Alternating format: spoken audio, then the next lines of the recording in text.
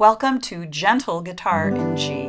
My name is Jess, and I'm really excited that you've decided to check out this series and give me an opportunity to do what I can to support you on your journey as a developing musician. I say musician, not guitar player, because I'd like for you to be able to develop your musical skills in a really big way so that you feel that you have all of the choices and the guitar becomes this tool that you have in your hands and you can do many different things with it. This is a little bit different than some other people might teach. They might want you to accomplish a specific goal and play a song a certain way, but Gentle Guitar with G will show you that you are the artist, you make the decisions, and you'll have the skills to make those choices. And in the end, that music is going to come out as a part of you, an expression of who you are, how you feel, what you feel about the song or the music, and you'll be putting out into the world a piece of yourself through what you do with the guitar. So in order to get into developing our musicality, I want to introduce you to some ideas that are kind of big ideas, and I think of them as the building blocks of making music. Building block one is very basic. It's rhythm. And rhythm doesn't just happen to people. Rhythm is something that we develop starting in very, very early childhood, even before we're born. If you can imagine what a baby in the womb might feel in terms of rhythm, remember that they're in this fluid, right? And every time mom is walking at a steady pace, that baby is feeling that pace.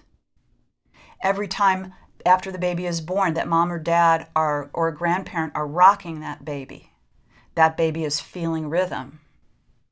When that baby starts to crawl, and we talk about cross crawl, meaning you're going to alternating sides of the body, that little infant is feeling rhythm. And when that baby begins to walk, now we have the rhythm coming up from the feet all the way up the body. But imagine this for a moment. Imagine a baby who doesn't crawl and skips crawling altogether and just starts walking, right? Then something's missing. Or imagine a baby who wasn't rocked. Mom and dad were working, grandma wasn't there, and the baby got put into a playpen and didn't have mobility, right? So that person is going to have a very different experience coming to rhythm than somebody who's getting a lot of rhythmic stimulation. So we all hear it or feel it our own way. And with this method, I'm going to be showing you some neat things to get that rhythm really solidly into your body so that you can translate it onto the guitar in your strumming, in your singing, in the way that you feel the music coming through you. You'll own it. The second building block that we're going to be working on is pitch. And we can't really have a melody without pitch. And hearing pitch is a very physical, scientific process. Inside your ear, in the middle of your ear, you've got this spiral section that's called a cochlea. And inside that cochlea, and it looks sort of like a snail shell, are these little tiny hairs, and they're called cilia. You can look this up in your science book or up online. And when the air moves with sound, it moves the cilia in your middle ear, and it moves them at a certain speed. So if there's a high note moving through the air, it's moving the air really fast and the cilia are really vibrating. If it's a low voice, Papa's voice, right, it's going to be low frequency and the cilia will move more slowly.